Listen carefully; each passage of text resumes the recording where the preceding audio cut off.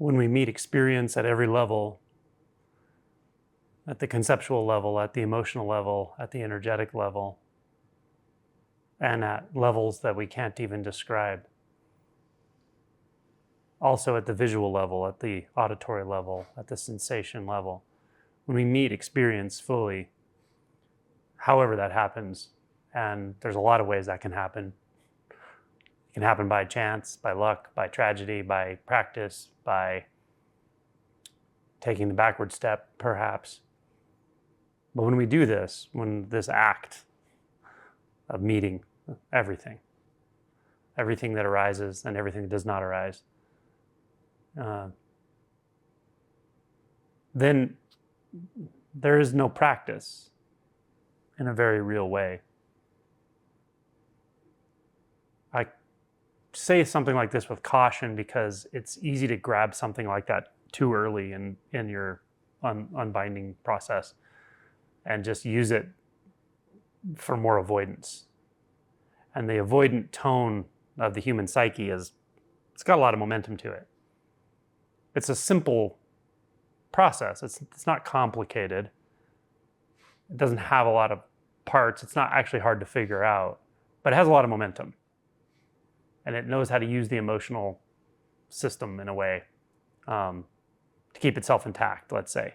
So you don't want to pick that up as a principle early on. There's nothing to do. There's no practice. There's no reason to go to retreat, no reason to talk to or interact with somebody who's walked this path before me, no reason to meditate or self-inquire, because who's going to do that anyway, right? You can adopt a sort of position like that early with no real insight, with no actual experiential insight, and it happens frequently. So I caution people against that. But at some point, it does become clear that what is there to practice? Pristine clarity of presence, presencing is unmistakable. It's at zero distance, not something you have to go out to. It doesn't even really come to you. There's no one to come to. There's nowhere. There's also nowhere that anything is missing. So this clarity is unsurpassable, and very obvious. Now, what can be frustrating is you can touch into this clarity early on, or as the unbinding process is unfolding, and really feel like you're sort of in the Garden of Eden. And then you can be cast out of the Garden of Eden. It can really feel like you found it and you lost it again and again and again. Probably everyone here can recognize that. Seems to happen. Well, the strange thing about that is even that's not really happening. Never has been. We've never been cast out of anything. There's no in or out. There's no farther or nearer. The experience of farther, the experience of distance, of distancing, of subjectification, pulling back into a sense of a self apart, that whole sense is built out of nothing. It's like built out of air, house of cards. But again, it has a certain momentum to it. And it's driven and preserved in a certain way by, you guessed it, your will, your sense of you, your sense of who you are. It's, again, nothing there. You'll never find it, but something in that will just says, no, I can do this better. But it has to come back to a place to do that. It has to pull away from life to subjectify, to make this seeming distance. And that very fundamental, like we started talking about at the very beginning of this retreat, that very fundamental movement of just pulling back a little bit, which is a neurologic process probably very early in life. Completely innocent, harmless in its own right. But for whatever reason, accident, mistake, or maybe not, maybe to help us to the next level of evolution of consciousness or something, who knows? Maybe it's just a simple neurologic process that has no right or wrong to it, it's just what happens. But somehow that simple misperception, and it is a misperception experientially, that there is a me back here, or that there's something back here, or that there's an ability to be apart from anything ever ever. That apartness exists in reality somehow. That fundamental misperception gets a lot of stuff built on top of it, more and more complex structures or more and more complex methods of processing. To put it in certain contemporary Neo-Advaita terminology, it becomes a seeker, an apparent seeker. And that apparent seeker goes about trying to find satisfaction, tries to find a way to make itself feel better. But the seeking preserves, in one sense, or it punctuates the sense that there's something apart, there's something to seek, that there's something wrong, there's somewhere to get to. All of that. And the seeker can even know it's doing that. It can become very aware that, oh, I seek, and the seeking begets more of the sense of separation, and yet something keeps wanting to seek. I can try to stop seeking, but that's just another form of seeking. It's kind of a self-deluded seeking. So it can be frustrating, of course. But the truth of the situation is, since the seeker never existed in the first place, not as it's perceived, it's not going to find its completion. It's not going to find satisfaction. Really, it won't.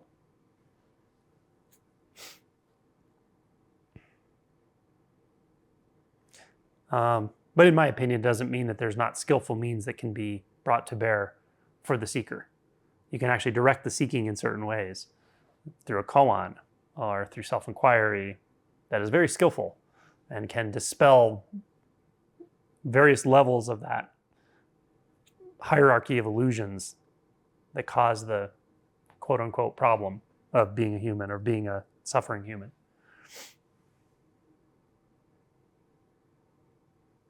And so at some point, that scaffolding collapses. Can collapse layer by layer. One random layer of it can collapse and the other layers are sort of still intact, trying to be something. Or sometimes they collapse like one after the other. It's like one layer of scaffolding collapses and hits the next layer and the next layer, and they just collapse sequentially until the collapsing doesn't stop. Because the only thing that stops the collapse is another layer of identity. The only thing that makes it seem like the collapse has ended, and okay, I can rest here, finally. Is this enlightenment yet? It's pretty good. It must be. Maybe it gets a little better than that. But you don't realize it's the holding that's keeping the illusion going a little bit. That the feeling like, I got somewhere, I got there, here, there, whatever. And again, this is very deep in our processing. You may not be thinking this overtly, but it feels that way. It feels like, this is the place that I'm going to get to, right? Or something like that. But what ultimately happens is once the last layer collapses, then collapsing is just infinite. It never stops. It's like a death, or like in guided meditation this morning, an unbinding that never stops. It's not like you are unbinding to this point where there's a you that's unbound that can enjoy the world the way it wants to. It doesn't work that way. It's dispelled. The illusion is completely dispelled. And yet, something seems to be an experience still. And that something is not a thing. It's not a solid thing. It has the nature of endless sort of unbinding or collapsing in one sense, not holding, but also this like really vivid, alive appearing, this appearance that is incredibly compelling. It's beautiful. It's alive. It's ineffable, not speakable, not definable, you can't find it exactly, and yet it's already everything. It's already every appearance. What makes these conventional appearances appear at all is it. It's that juicy. Light, sensation, all of it. But it's also married to the unbinding. It's married to the dying. It's married to the collapsing that never stops. Inwardly moving all the time into itself, just dissolving into itself, you could say. These are just poetic ways of saying it because there's no words for this, for sure. But But at this level, then it becomes something becomes extremely settled in a strange way. Settled because you know there's no practice so much. There can be realignments of attention perhaps here and there. There can be a waxing and waning of the clarity of this for sure, for a time, for a long time, maybe forever. But there's nothing you need to do. You don't need to rectify a situation. You don't need to finally prove something about yourself or about what's not yourself or any of it. Like that stuff's over. It's just a matter of experience, full experience. And that experience can be literally anything. This is why the shadow work is so important, because you'll never see this fully, in my opinion, and from what I've seen in others and myself and so forth. You'll never really see this part of things unless you've done a considerable amount of shadow work. Because you will still have a finger on the scale about what presence is and what it isn't. Presence only feels good. Well, what about the presence of abject fear? That's presence as well. Like it or not, it is. It's part of life. It's part of being alive. Without fear, animals wouldn't survive very long at all, right? There's emotions that are just part of being alive. Fear is one of them. And then for humans, because of all this identity stuff going on, we have these other complex emotions that have to be worked through: shame, guilt, resentment, these things. Kind of time-based, partially based on delusion and partially a sort of natural emotion. But the emotions of fear, sadness, anger, very natural, adaptive, important. They're also just part of the kaleidoscope of experience. So if there's a lesson in the whole of shadow work, that's it. It's part of presence. One of the things I sometimes will say to somebody, on occasion it just comes up this way, where they're just going through a lot, usually a lot of emotion. And I'll just remind them that, there's presence that feels expansive and presence that feels scintillating and enjoyable and like, just a relief, finally, There's that kind of presence, but it's no less or more presence when you're feeling fear, doubt, shame. That's still presence, just in a different form. And the only one that's not a one that actually could make that distinction is the self, the seeming separate individual that doesn't want it that way. It can take a long time to see that there's actually a big difference between something being uncomfortable and actually not wanting it. Those seem like the same thing for a long time, but they're not at all. You can feel something that's uncomfortable without not wanting it. There are different mechanisms. And that can be a really good investigation to take up when you're feeling uncomfortable. Is the not wanting intrinsic to the discomfort, or is it added on? Is it an interpretation that happens very quickly? Right?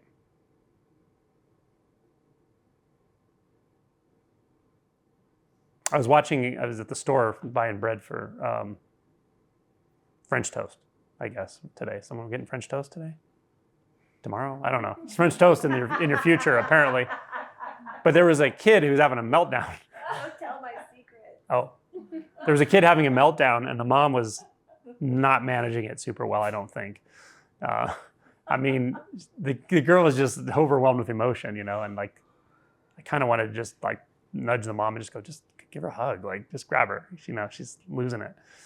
But the mom was in her head and like, trying to argue with the child about what she's feeling. It was just like, oh my gosh. But you see repression happening. You see how it happens. The child's feeling an intense experience, and instead of just being in the experience with them as an adult and hugging them and moving through it with them, it's like, no, this is why you shouldn't be feeling this, and this is, but it's not even saying it that way. It's like turning it into this big story about what the kid wants and what the mom wants the kid to do, and all this.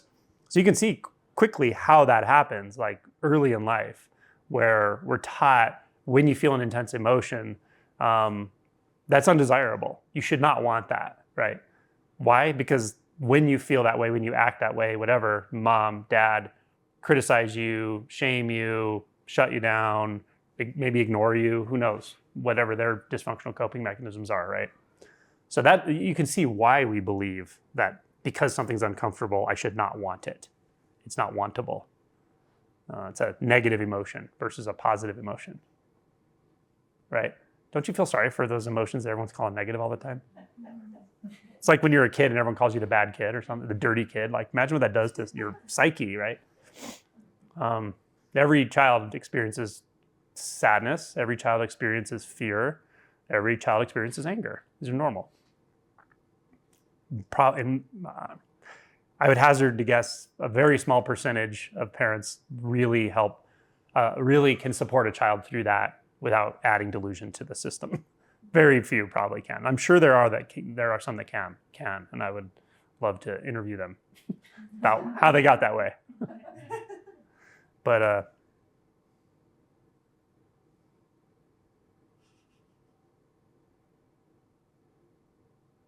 when we come to a place of deep and profound equanimity means we're not picking and choosing experiences. There's no delusion that there's any benefit from saying no to something. There's no delusion that there's any benefit from saying no to something, to your own experience. There's no benefit, primarily because, strangely, you actually can't say no, which is really weird. You can't actually distance yourself from anything. There's no self to distance, and there's no object out there. That's the sort of very obvious lesson of non-dual realization, but still the mind will try. The mind will try to find a way to do it sometimes. But there's no way to actually make distance. You can't actually say no. So you have to create, the only way you can say no is create an illusory world, inner world. You have to create something that doesn't exist to say no, to distance yourself. So when you create something that doesn't exist, you're participating in delusion. You're complicit in it. Innocently complicit, but you're complicit. You're putting energy into it, into that inner world, the me, the story of me, my life, my problems, and all of it. And it takes a lot of energy to keep that going. And it's distorting in nature. And the more layers of identity that are built, the more distorting in nature it gets. The more distorting it gets. So we're putting a lot of energy into causing ourselves to see the world through distortion. And it's not actually doing what we really think it's supposed to be doing if we go all the way back to the beginning.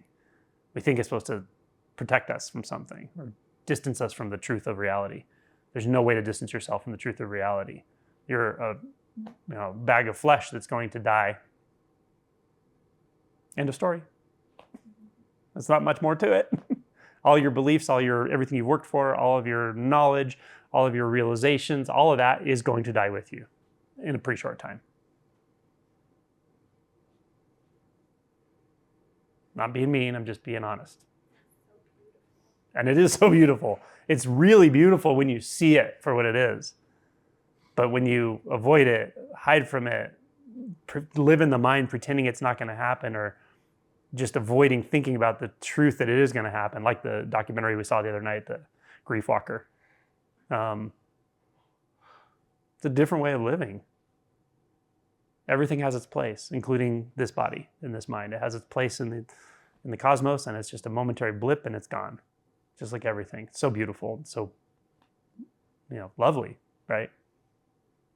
There's something that doesn't come and go, really, but it's not a thing. It's not a background or a basis or a ground of being. There's a knowing of sort of the absolute side of things. But when realization matures, that absolute side of things is not at all divided from the relative side of things. They're intertwined. So it's like simultaneously heartbreaking and also absolutely beautiful and sublime.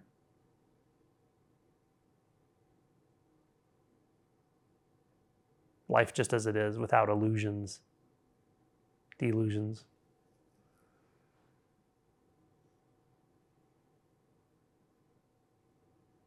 And there can still be relative misperceptions or relative misunderstanding.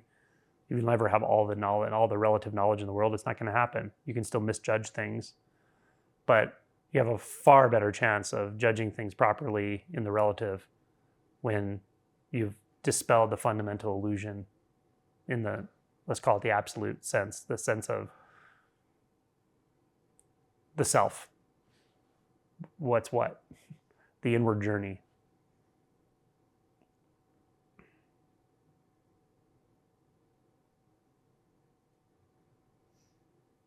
And then you become the enjoyer.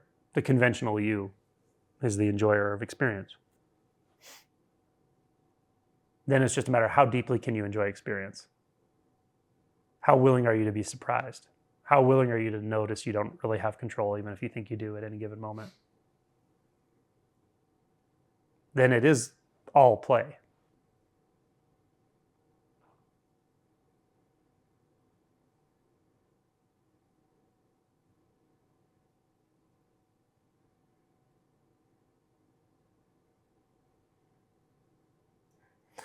It's interesting that I think far more frequently than not, people who have terminal illnesses, people who have a limited lifespan based on a disease process that they were born with, people who have been through true near-death experiences, often see more clearly, see more deeply, enjoy life more actually. Enjoy life more because they're not living in the illusion of how, hiding how fragile it really is from themselves. The beauty of this that we're doing here is you don't have to wait for a tragedy or a, life-threatening illness. Although some of us will have those. That's just how it goes. Probably all of us will have them in some form, some sooner than others. That's just how life goes. But you can take up this challenge early on or right now, because why not? What else are you going to do? More of the same? And if you want to do more of the same or whatever, I'd just say, well, how's that working out for you? If it's working great, great. But if you say it's working great and then part of you goes, wait a minute. No, it's not. I'm suffering. Then there's good news. This can be addressed in this lifetime, in the form your life is in. As rich as you are, as poor as you are, as single as you are, as in a relationship as you are, as many kids as you have, doesn't matter. I still get so many comments on YouTube of like, do you know of someone who's woken up whose dad is black, whose mom is white, who's kind of non-binary, and works at a library? I'm like, okay, none of the qualities you have that you think make you different than others are going to prevent you from waking up. It just does not matter. But that doesn't stop me from trying to find that person. I like to interview all kinds of people, blue collar, white collar, older, younger, every skin color, all the different, everything. And I do it just for that reason, because I know the ego is so sneaky. It'll tell you like, oh, well, it works for all those guys. It works for the rich guy and the poor guy and the diseased guy and the guy who's healthy and the married guy and the single guy. And it works for this person who has, mental illness, and works for them, but it's not going to work for me, right? Why not? I mean, how many videos do I have to put up of people waking up to show that it's possible?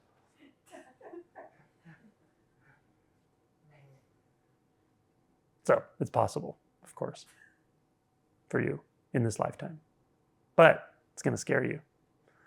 And then when you just think you can't handle anymore, you're going to get more of all of it.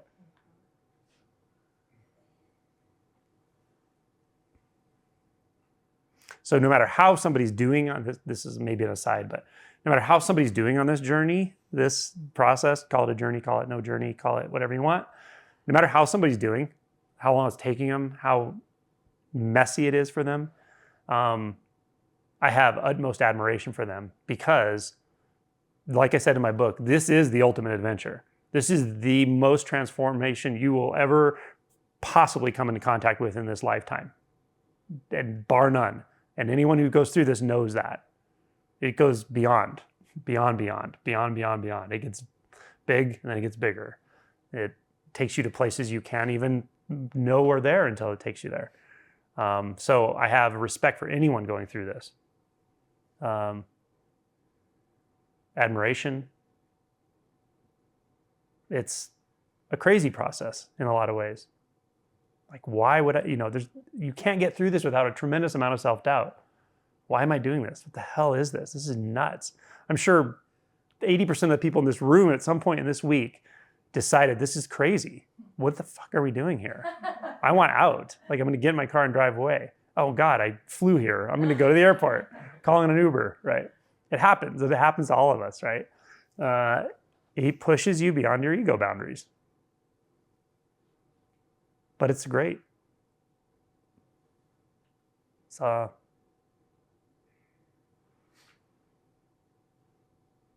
nothing I'd rather be doing.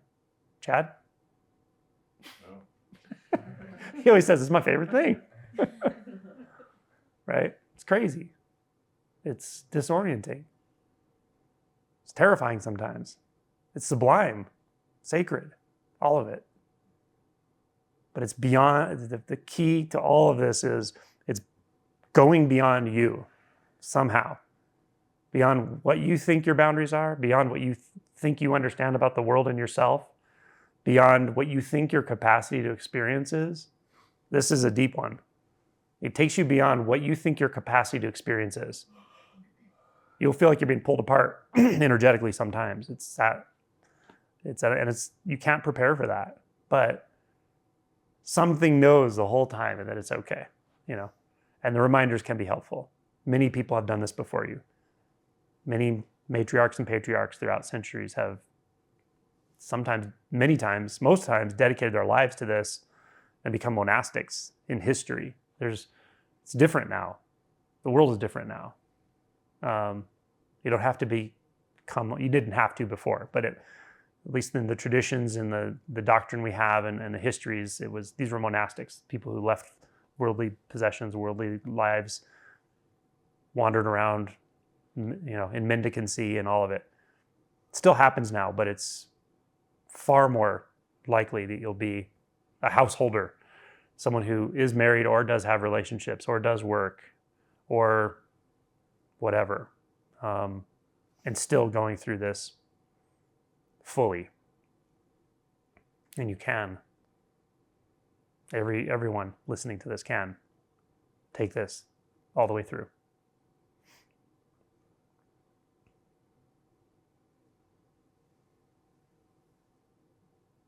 And never settle for believing someone, a teacher, anyone, who either says or suggests that you can't.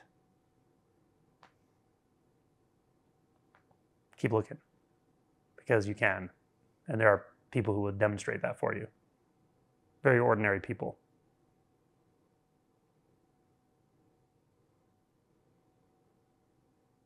Someone mentioned in a comment, I think on YouTube, Buddha field. I've never heard this term, actually. The idea that there are like a bunch of people being realized simultaneously. I don't know if that's from ancient doctrine or where that came from. I've heard of it, just the term Buddha field, as a cult. There was a cult called Buddha field somewhere along the line. But there's a really good documentary about it called Holy Hell.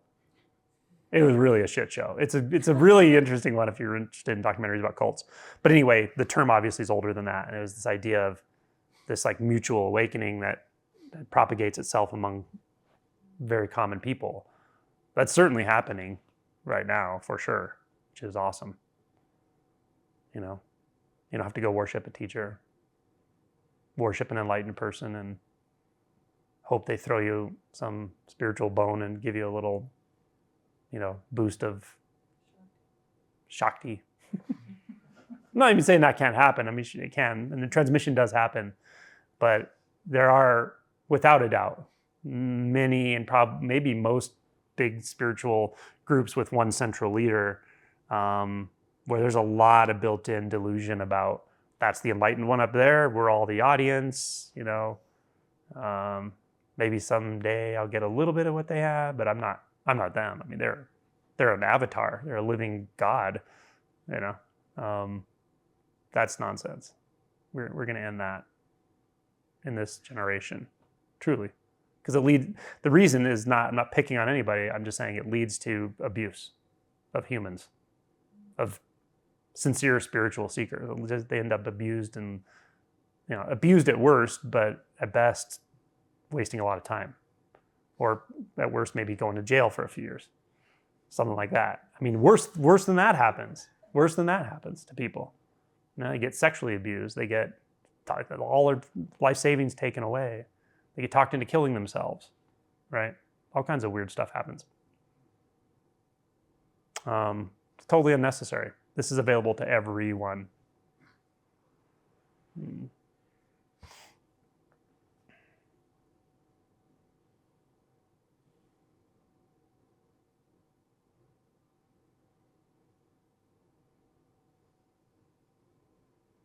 I don't have anything more to say. Do you have anything more to say, Cleopatra? She doesn't have anything to say either. What? I think she's going to say something. No.